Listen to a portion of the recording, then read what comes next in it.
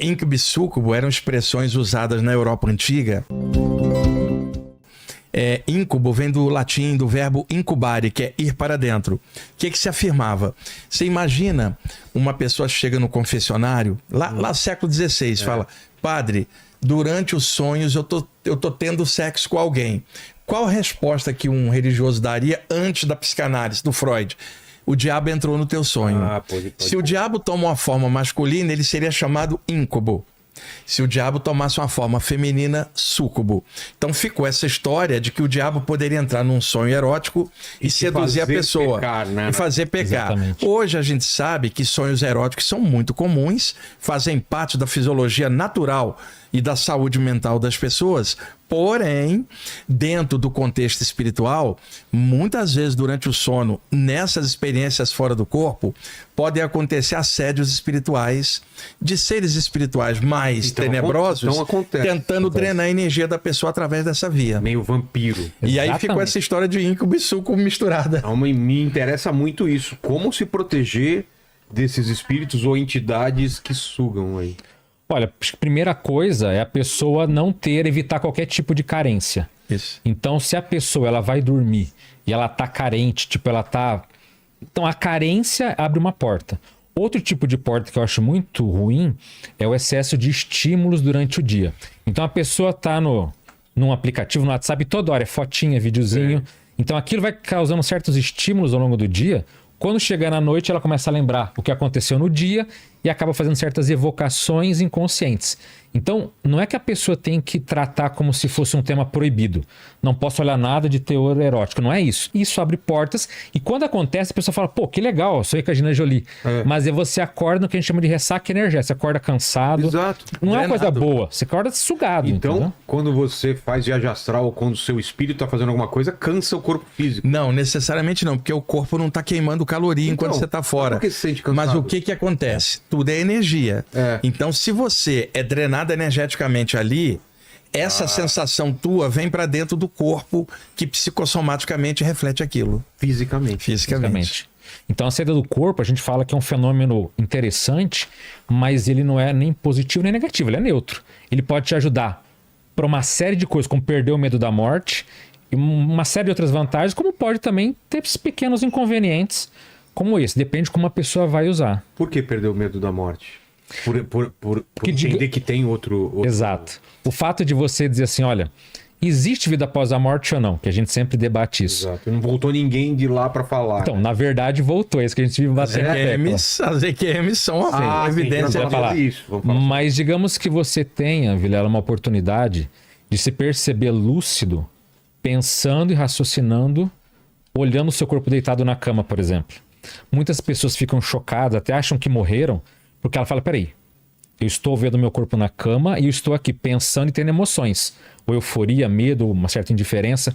Mas quando a pessoa, e não é sonho, ela sabe realmente, eu estou fora do meu corpo. A pessoa pensa o quê? Eu não vou deixar de existir. Esse corpo vai, a minha consciência, a minha essência fica. Então, qual que é o evento mais próximo da morte? É essa saída lúcida e a pessoa volta falando, gente, eu consegui me perceber num outro estado que eu não tinha antes. Então, naturalmente, quem passa por isso perde o medo de ser aniquilado, que vai deixar de existir.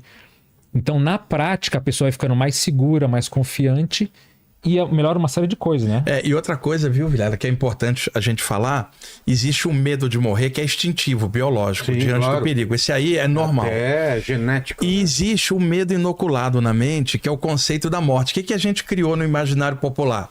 A imagem de uma caveira, com uma foice, uma mortalha e um capuz que vem te ceifar. Aí alguém fala assim, Vilela, cuidado, ela tá vindo. Ela quem? Então, no imaginário popular, criamos uma fobia da ideia da morte que já não é o instinto do corpo. E é esse medo que é quebrado, não o instinto de sobrevivência do corpo, mas é a ideia do fim, ela desaparece quando você tem essa noção de que você existe fora. Eu era adolescente quando comecei a ter essas saídas, viradas espontâneas, deitava para dormir, me via fora do corpo, via o meu corpo e pensava, qual dos dois sou eu? Claramente eu era o que estava pensando, não o corpo dormindo.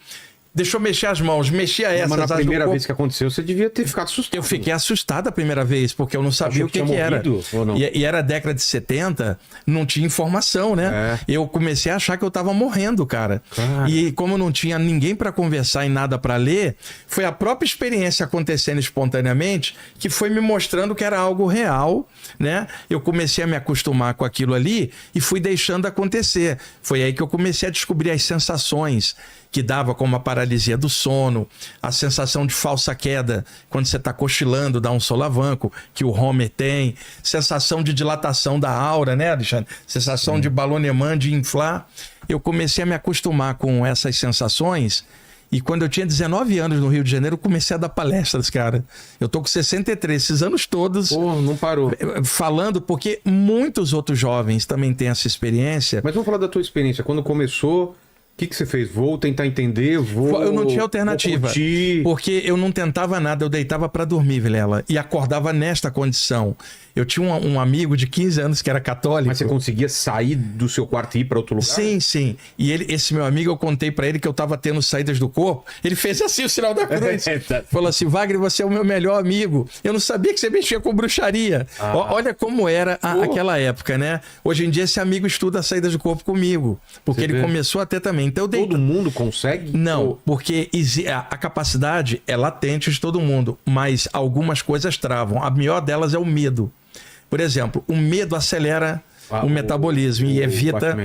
E imagina, o medo da morte como uma ideia, você está tendo uma saída e você pensa, e se eu morrer na mesma hora...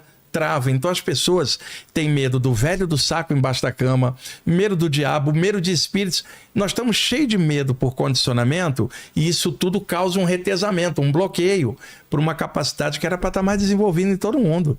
Pois é. E aí, a pessoa que tem essa sensação de que está assistindo agora, pô, eu já me vi dormindo. O que ela pode fazer para tentar controlar isso, controlar o medo e extrair alguma coisa boa disso? Primeira coisa, estudar o tema, porque hoje tem muitos livros sérios. Esse livro, por exemplo?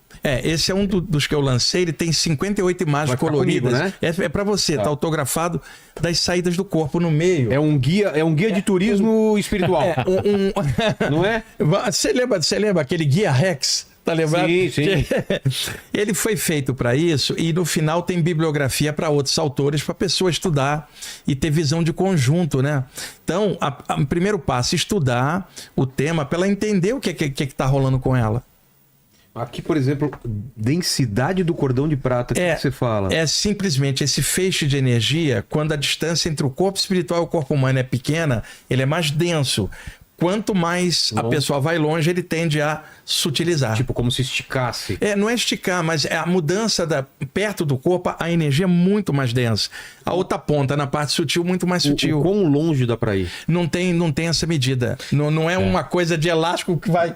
1000 metros ele vai partir. Não é isso, não. Toma aquela...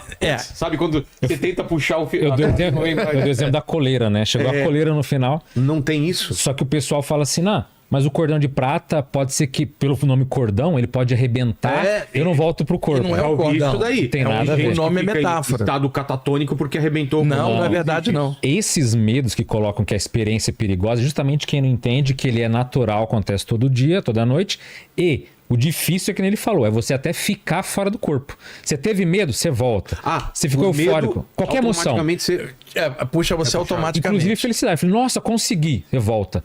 Qualquer emoção a dose maior, então o difícil não é só você conseguir estar fora do corpo, mas permanecer consciente na experiência.